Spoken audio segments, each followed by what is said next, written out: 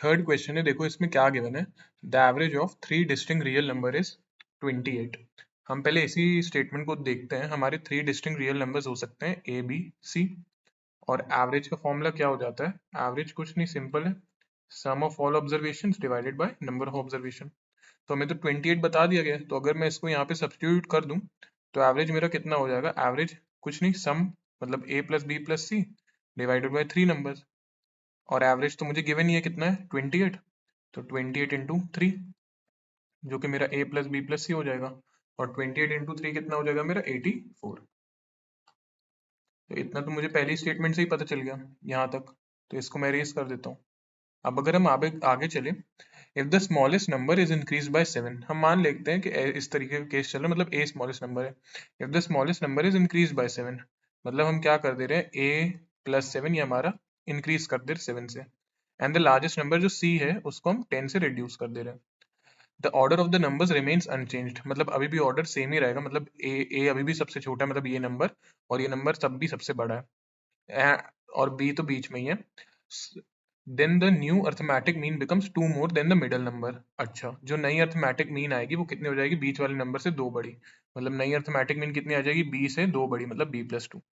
अच्छा, arithmetic mean नई वाली तो हम निकाल लेते हैं, अर्थमेटिक मीन नई वाली अगर निकालेंगे तो सम पहले करेंगे, ये पहला नंबर प्लस दूसरा नंबर प्लस तीसरा नंबर, और 3 नंबर है डिवाइडेड बाय 3। तो इसको अगर मैं सॉल्व करूं, बहुत बेसिक सा कैलकुलेशन है, a plus B plus C, a plus B plus C plus 7 minus 10 तो मतलब minus 3 whole divided by 3 is equals to b plus 2। a plus B plus C की वैल्यू तो 84 मुझे पता ही है, तो 84 इनके बदले मैं यहाँ पे सब्सटीट्यूट कर देता हूँ, 84 minus 3 divided by 3 is equals to b plus 2। Further solve करने पे 81 बाय 3 आएगा is equals to b plus 2। 81 को अगर 3 से काटोगे तो 3 वन जा और 3 27 जा, तो ये कितना हो जाएगा 27 minus 2 is equals to b, या फिर बीच वाला नंबर b कितना आ गया 25। हमने यहाँ तक स्टेटमेंट यूज किया और इतना कैलकुलेट कर लिया, तो इधर तक का अब हमें कोई काम नहीं है, इधर तक का हमने स्टेटमेंट यूज कर लिया। While the difference between the largest and the smallest, मतलब लार्जेस्ट मतलब कितना था, अपना सबसे बड़ा फर्स्ट केस में c था और सबसे छोटा a था, largest and the smallest number become 64। अच्छा, ये चेंज करने के बाद है, तो अपना बोला गया difference between the largest and the smallest becomes कितना हो जा रहा है 64।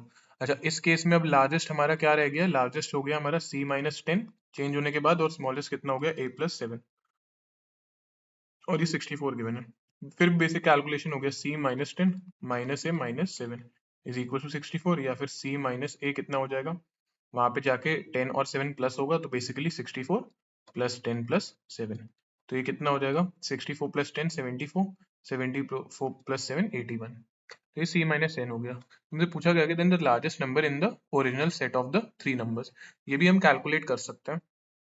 ओरिजिनल सेट मतलब ओरिजिनल सेट में जो ए बी सी की वैल्यू थी उसमें से सबसे बड़ी वैल्यू कौन सी, वो हम निकाल सकते हैं।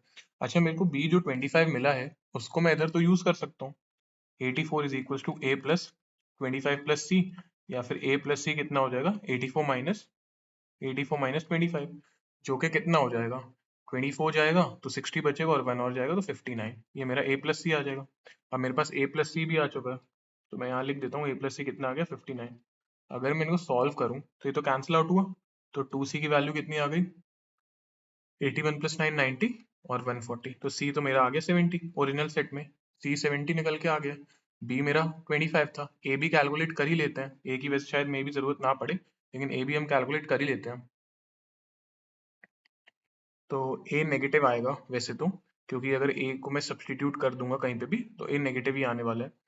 अगर यहाँ पे डाल दूं c की वैल्यू तो 59 minus 70 is equals to a, तो a आ जाएगा आपका -11, a आपका -11 आ जाएगा। तो बेसिकली a की वैल्यू -11 हो जाएगी, तो हमें तो लार्जेस्ट नंबर निकालना था, तो लार्जेस्ट नंबर हमारा हो जाएगा 70, जो कि है आंसर।